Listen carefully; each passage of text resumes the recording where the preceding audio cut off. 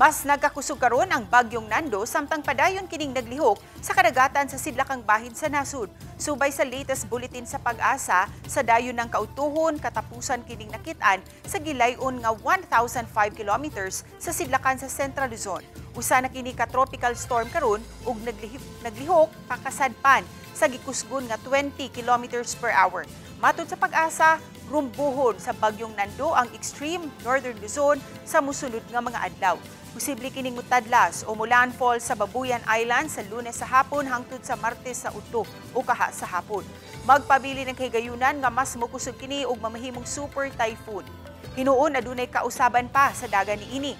Busa padayon sa pag-atang sa mga updates. Sa pagkakaroon wala pay epekto sa nasod ang bagyong Nando.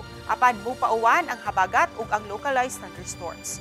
Subay usab sa rain forecast sa Metro Weather, adunay kahigayunan nga masinati ang katag-katag nga mga pag-uwan-uwan sa Eastern ug Central Visayas.